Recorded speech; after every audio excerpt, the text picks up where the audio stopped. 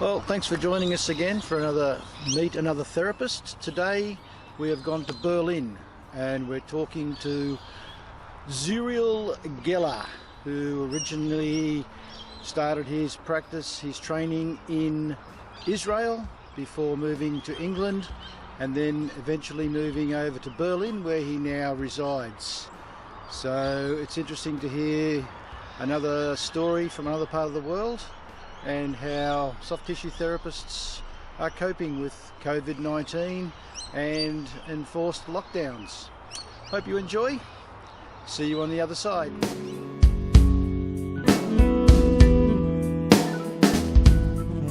Zuriel, thank you very much for giving me some time to have a chat and get to know you and talk about massage and soft tissue industry in your part of the world, which is Berlin, Germany. Mm-hmm. You are in the city itself, or are you in one of the suburbs outside of the city? No, I live relatively in one of the centers. Okay. Yeah, also most of my job is focused on the center area. Slowly I want to go to the outside.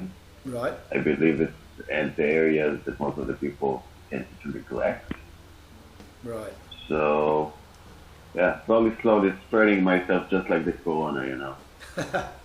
So how long have you been working in the soft tissue industry, massage industry? I finished my qualification about 7-8 years ago.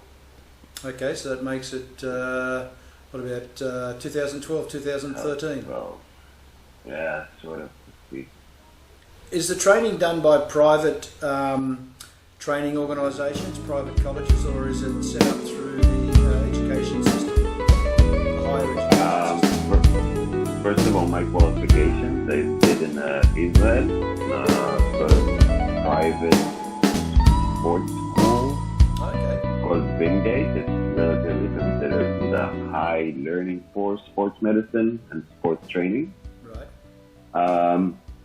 It was a professional staff. Not everything was proper managed. I think that approximately 60% of the knowledge that I have today, I didn't acquire it in school.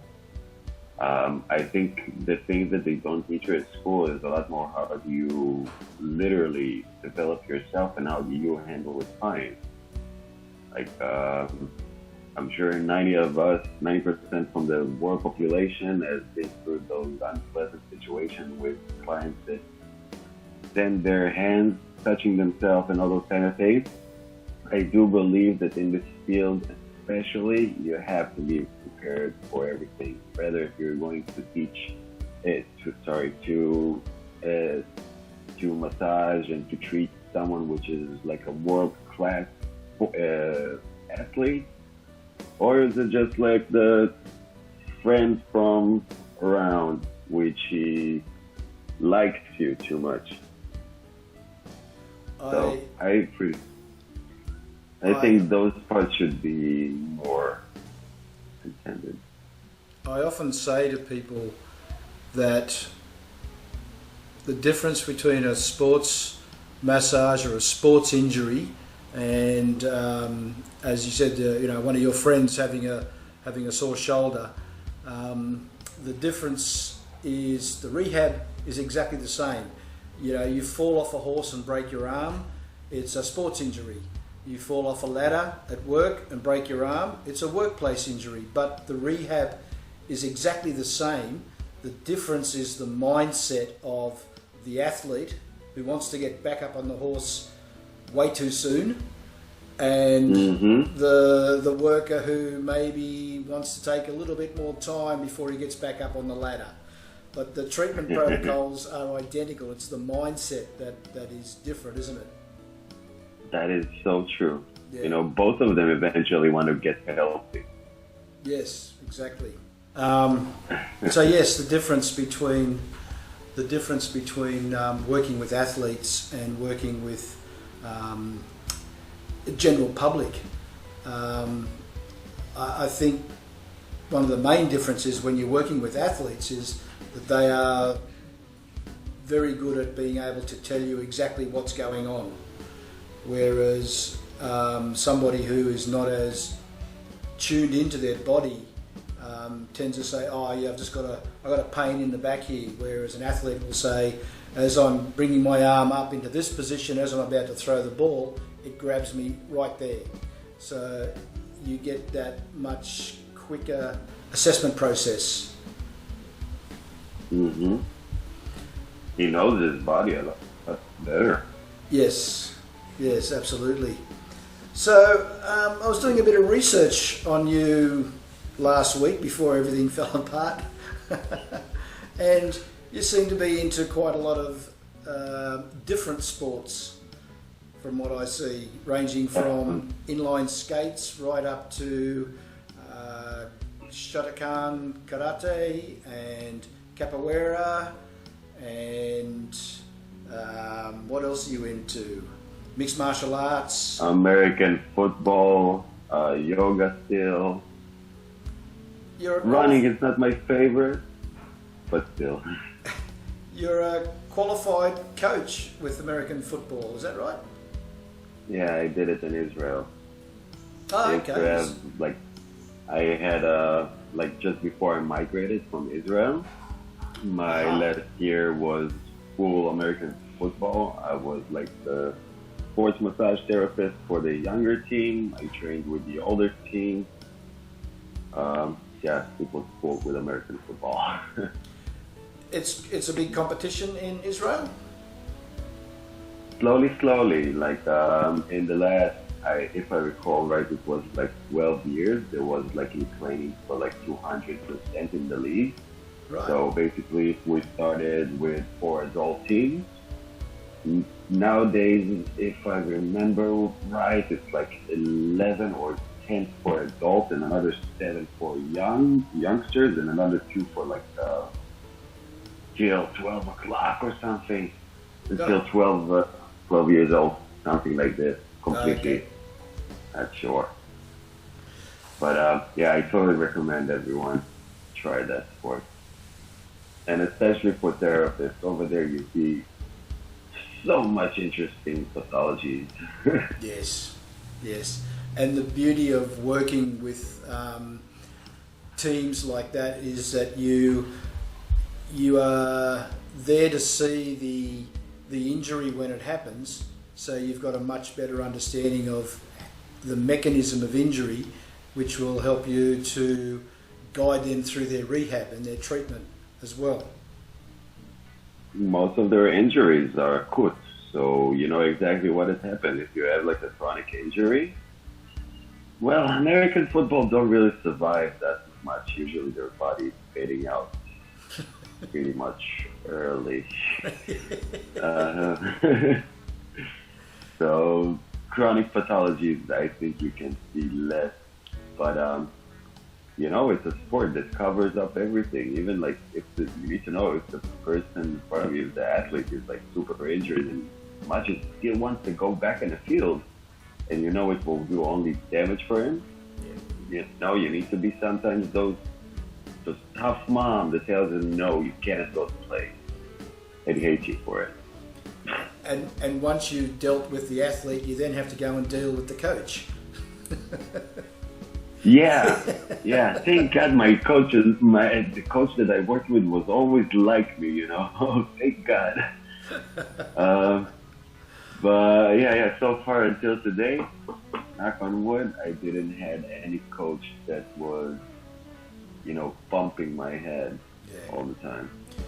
I think if you establish that right from the start of when you start working with the team, that the coach knows you're not going to pull them off just for the sake of pulling them off the field.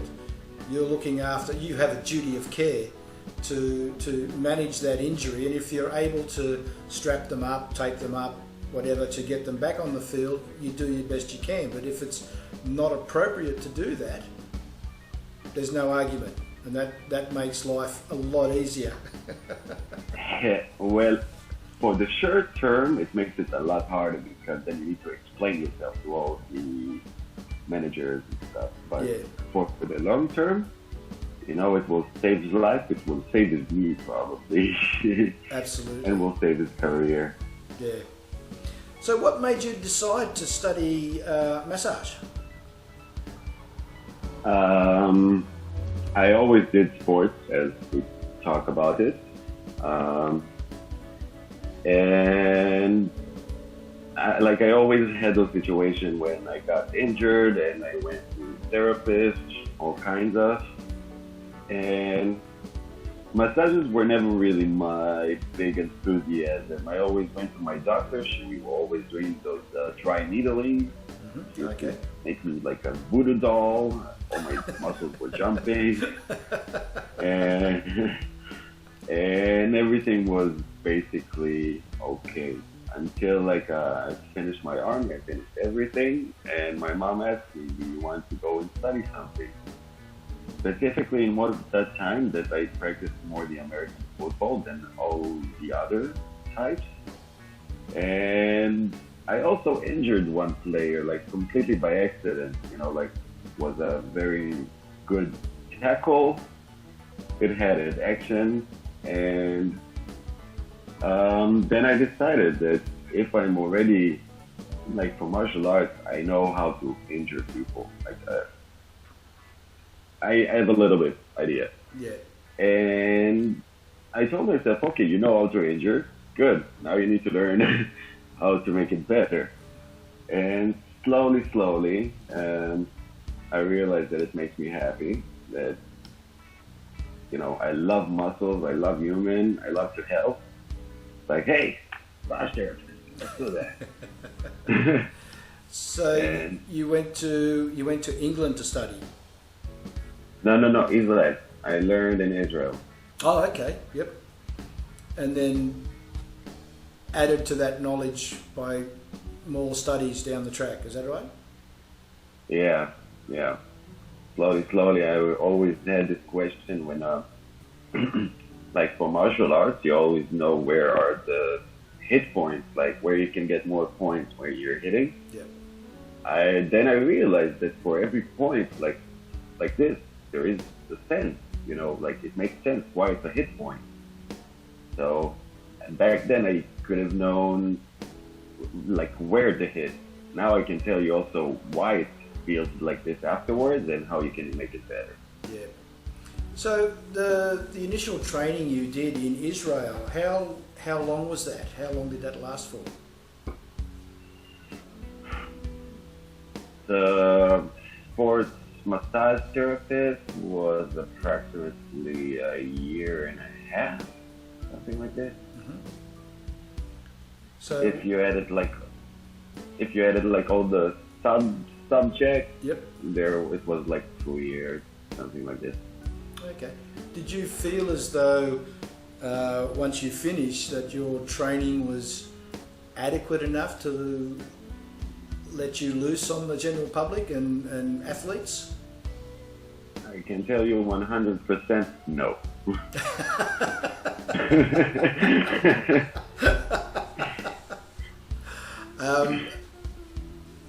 One of the things I used to say to students when they sort of finished their last class and they've had their exams, and I used to say to them, okay, you've got your piece of paper, now you can go and learn how to massage, because all you know is the bare minimum. You need to get out there and hone your skills, study more, and the more study you do, the more you realise you don't know. All of our life we learn and we still die stupid. Absolutely. So you went from Israel to Germany, or you went from Israel to England to do this? I also lived in England for about 7 months, something like this. Right. I didn't do massages or anything in England. I went over there just to sell products. And then I went back to Israel, and after 2 or 3 years, when I finished my studies, I went to Germany. Okay. Now you have a clinic in Berlin that is separate from your home? Yeah, I don't massage in my home. Yeah. No. Yeah. It is as we said, there are some clients that have that they feel too much comfortable next to you. So after a few occasions, I decided that I'm not massaging in my home anymore. In the beginning, it was for fun, like helping people without even getting money. And at one point, like you see that it's very rare. It's like super rare, but some people tend to take advantage. You know, so I decided that it's not going to happen anymore, and now I'm doing like my company is giving the services in co-working space in Bank. It's one of the top quality private banks in Germany. So like my business is in a few places, not exactly in one clinic. I have I rent a clinic from someone, and that's like the official physical headquarters. So, is there other massage therapists in that clinic, or other therapists of other disciplines? Yes, like basically you have a few therapists over there. Everyone has his own thing. One of them is like a completely Thai medicine. The other one is like for relaxation. You have the female, which is called to do manicure, pedicure, the scrubs, all of those things. Like everyone stays as his own niche, so it's like quite nice. Okay. And we also know how to work together, so that's the most important. That's very important. Yeah. Yeah. You know, we are massage therapists. We're a little bit princesses. What can you do? Some more so than others. Yes. All good, you know. Everyone makes what makes them happy. Absolutely. Absolutely. Amen. My son, who's 25 now, about 6 or 7 years ago, he said to me, we're driving along, and he said, "What do you want me to do, Dad?" I said, "What do you mean?" He said, "What do you want me to do for a job?" I said, "Mate, I don't care what you do for a job, as long as you enjoy getting up and going there every day, because you have to do it for a long time. And if you don't enjoy what you do, find something you do enjoy. And that way, it's not work." Or if it is, at least you're enjoying. Yeah. You know, you don't need to look at the time every 5 minutes because that's true. You don't want to finish it. Yeah, absolutely. Now, I'm curious because in my research, you have won a bronze medal at the International... Well, I was getting to the second one. Sorry. You won 2017 and 2018, bronze medal in both years in seated chair massage. Yeah, in the international massage competition. I have never heard of a massage competition until I was researching you, and it was trying to find some things on the internet over it. And there's a couple of little short grabs from the various competitions, but how long have they been running competitions for? The year that was in 2017 was basically the first official year for the international competition. Right. What they did over there before, like the organization, he was a lot more Denmark orientated. So most of the people that went over there to compete the year before was more involved with Danish. So like Danish people participated. For me, how I got there, it was like completely like by accident. There is like a very amazing website that I always like to go through. It's called Massage Nerd. Brilliant website. Massage Nerd. Totally recommend. I will write that down. Also, the person that is making the website, I think he's a therapist. Wow, amazing. Totally recommend. And he posted it, and I was already in Europe. It was in my beginning when I got to Europe. So I said, okay, Germany, Denmark is pretty close. It's not so expensive. I have a friend over there I can see if I can go. And yeah, I didn't have so much training before, like not at least in those standards, but you have a lot of people that's watching you next to you, and suddenly something which is so private and so intimate, you know, you're Yeah. going in a person with one room, suddenly you have a tremendous amount of people that's watching on you, and it can give you a little bit like a stage fright. But take a deep breath, tell yourself, okay, I've been in competitions before, it's not my first competition, and you go for it. And it was a very amazing experience. This year, I really wish to go to the European massage competition. That's the first year for the new massage association competition. But yeah, sadly to say, something with the crown decided to cancel and postpone all events on Earth for a few months. Yes. So that got canceled. Everything's closed. Yeah. How are you coping? Are you still working, or have you had to close down? In the beginning, I had a huge dilemma about this. And currently, for now, I'm not massaging. I'm not putting my hands on people that I don't know and for money.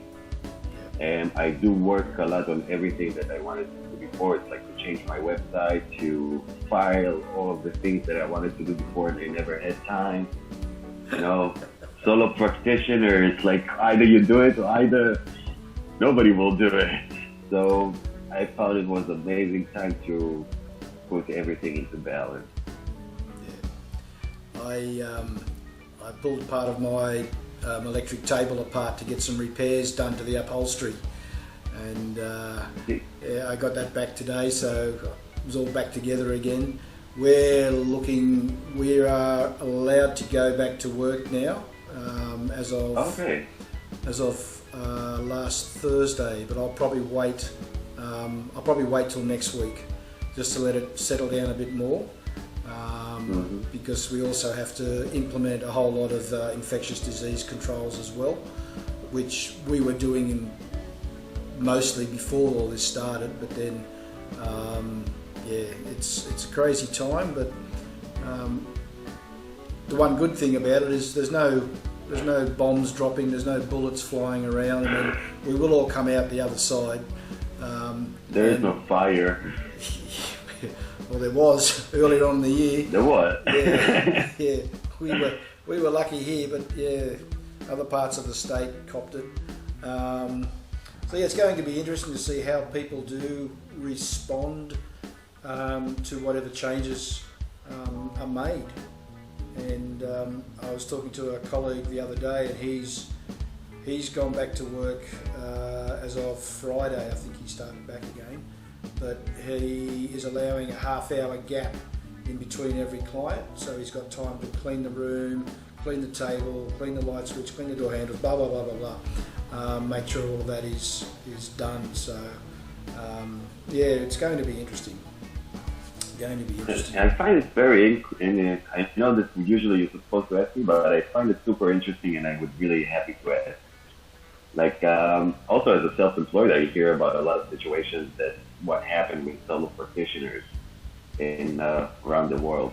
Now, for example, I can tell you in Israel they didn't get nothing, so maybe a small, very funny amount of money to their account. I know that here in Germany, most of the people, the solo practitioners, about 3 years, actually receive money from the government. That's why we're not in a must to break the laws and go massaging. So right now, people here are very happy. Although there will be a trick, I'm sure the German government is not just giving money for free. No way. But I would be super happy to know what happened in your side of Earth. Like, what happened to the solo practitioners that are like solo? Yeah, the government has implemented two strategies. One is for the people who are employed, so they can apply for unemployment benefits. And for people like myself who are self-employed, we can apply for a benefit through the taxation office, which actually opened up today. It opened yesterday. They opened it a day early. You had to register, so that is, I think, that is $1,500 a fortnight. So enough to cover the rent and a little bit of else. I'm in a reasonably fortunate position that my partner is still working. Okay. She's working from home, and we've got some money in the bank, so we're okay. But the bills keep coming in. I was in the clinic today, and the phone bill was in, the laundry bill was in. I got the tax bill from the last quarter, that was in. So, but no, it's some people are doing it very tough, because even though the government has put these measures in place to help people, it's still a 6-week wait. So people are still going for 6 weeks or so with nothing. They have said that it's backdated until about the 28th of March, I think, was 26th of March when I closed the clinic. So they are backdating it, but you still have to survive until you get it. So yeah, that's what the government's doing here, and as you say, there's going to be some fallout for that, because the government has only got so much money, and our tax is going to be increased in another 12 months' time to cover what's been paid out. Yeah. But I would not like to be the man making the decisions on these at the moment. It's very easy to sit back and criticise, but yeah, if you put yourself in their shoes, you have a lot of grey hair. Oh, if you even got left,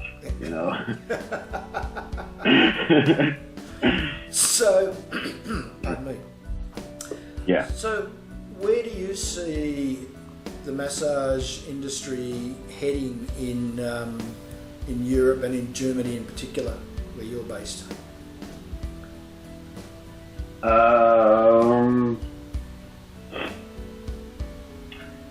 I think it might have two directions. Maybe the directions will be parallel, maybe they'll cross each other and you won't have a real definition. As much as I see it, it goes into two directions. You have the medical area, and you have also the relaxation, luxury, yep, so to speak. To be honest, I've been over here in a few medical massage therapists. It wasn't the best experience for me. I think it was super boring. But technically, it did its job properly, all the way till the tiny details, from technique, ergonomics, questioning. Everything was perfect. It was lacking motivation. It was lacking fun from work, because he got a job, he came to do the job, and then he goes after wherever. This is something, the medical part is so much lacking. On the other hand, you have the luxury therapist, spa therapist, which I tend to go at least once a month for a massage. I always prefer if it's not someone that I know that he's awesome and I don't have a problem to pay for it. And my favorite therapist is cost me this is like €100 for 90 minutes. This is after a discount. So I'm just doing I love going. I'm just doing the conversion in Australian dollars. €100, that's a lot of money. Yeah, even here for 90 minutes, it's not like something. Thank God it's weird taxes, so I don't need to pay extra tax. So, and if something will not be, I don't know, either take both sides of the equation and to make it sort of one, or it will both sides of the equation and make it its own equation, I think something here is not quite intact, because as a client, you want to know what you're getting. You want to know that you're getting the best. As a therapist, you want that the client will know where he comes to. And this is even more. I think you have already signs to know when a person is interested in, let's just say, like a yoni or a lingam massage, and you want something more than just a relaxation or medical, and you can literally see it. And I think if the person, like the client, it doesn't matter where, and especially in Berlin, which is such a liberal city, everything is okay and everything is allowed. And I'll review it quickly. My worst case scenario with a client that he started to masturbate in front of me while he's sitting on his back, looking at me directly in the eyes, and tells me, "Oh, you're so beautiful, I'm sorry." So everything over here is super liberal. Yeah, I gotta tell you, that scenario made me realize I have no idea how to work. But you learn, so. And if nothing will show the client that he needs to know, he doesn't need to be afraid, he doesn't need to have fear, he needs to come and he know what he's getting. If he wants the happy massage, I don't care, I'm not judging people who want happy massage. Go and have yourself a happy massage. This is not my problem. But if you want to go, then at least go to a place which is, that don't make anyone else uncomfortable. It is so easy. We have that problem over here. There are 3 distinct types of massage, and there's the therapeutic and the relaxation, the day spas and the beauty therapy. Fine, there's nothing wrong with that. Then there is the remedial, I think you refer to it as medical massage, and then there is the pleasure parlours, if you like, for want of a better term. But because the same word massage is used across the board, a lot of people have, same as what you were saying, they have no understanding of what is the difference. If you're going in the back door somewhere, and would you like extras with that? That's not what I do. I don't do the relaxation stuff. I love getting them. I'm just not good at giving them, and I never have been. I prefer the medical side, the assessment, the treatment, the process, the education, and helping people to improve their ability to compete in their sport or do their yoga or their activities, whatever they do. But it's that confusion between all styles that the general public are struggling with, and that's why we've had such a problem over the last month with trying to get the government or the governing bodies to understand, no, we are not a massage parlour. This is allied health. We work with people on a daily basis to help them improve their functionality, not just their mindset, also their physical ability. And it's really opened up a can of worms again. So it's going to be interesting to see what transpires over the next 12 months, because we have no national body as such. We have about 7 different associations that various people are. Yeah. But again, they mix everyone. They don't have like a specific therapeutic or specific relaxation or specific happy ending. Yeah, no. So and it's been very confusing because for the first 3 weeks, pretty much every time something came out, the day later, no, we've changed that. We've changed that, and people were just throwing their hands up in the air. And I just said, no, I'm just going to close up and be done, and I'll open up again once everything is sorted out. And then after 3 days of sitting at home with nothing to do, I mean, I had plenty to do, all the paperwork was up to date. That's why I decided to start contacting people around the world and just doing this, just meeting people, because that's what we do all day, isn't it? We talk to people, and it's been a very interesting process. My skills on the video editing are improving very. With how many therapists did you already contacted? Sorry? With how many therapists did you already meet? I have contacted about 15. I have recorded your number 8, I think, 8 or 9, and I've got another 3 booked in for this week. So Okay. I'm posting up, trying to post up one on Monday and one on Friday. So posting up 2 a week. When I go back to treating in the clinic, I'll probably only just do one, only get to post 1 a week, just because of the time involved. But yeah, you're my first overseas. Yeah. So yeah, what has been your greatest achievement so far?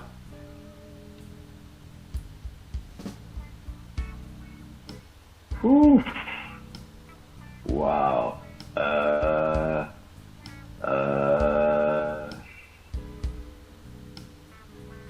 I think this is all. Oh, wow. I don't think I can answer that in a few seconds. I can definitely say one of my few best moments in life.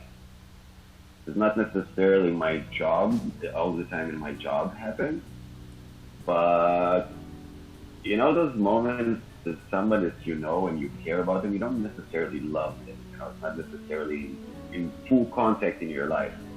But some people, and I had already also like a few clients that turned to be like good friends, and we communicate and we talk, and you know, sometimes when a person is coming to you, and regardless the fact if he has like a shitty day, or he has pain, or he has stress at work, or his wife didn't get to him last night, like who knows, the reasons are endless to count.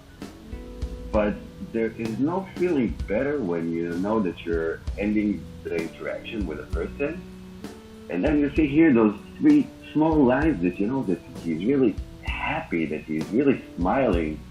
So, you know, those 3 lines are my biggest moment in the day. So I can definitely say every time that I communicate with someone and I see those lines, I think it's definitely one of my best moments in life. Why to settle only for one moment? I'll take a few. Nah, I'm hearing you. It's the simple things in life that are often the best, isn't it? There you go. The beauty of simplicity, and the God is in the details. Absolutely. Can I quote you on that? Please do. All right, Zuriel. Thank you very much for having a chat. Much appreciated. Nice to meet you in person. And I will put a link up on the show notes on your website and your Facebook page as well. I see you've got quite a few videos on your Facebook page, various subjects. So Trying to make it all. I wish you all the best, and stay safe and stay healthy. Thank you, Larry. I wish you the same. Have a nice day. And if you need more therapists from around the world, let me know. We'll be happy to communicate. Beautiful. All right, mate. Thank you. Okay. Thank you very much, Zuriel. Very interesting to talk to you. And for everybody wondering about how we're coping, it's worldwide. It's not just here in Australia. So stay safe, stay healthy, and we'll see you all on the other side.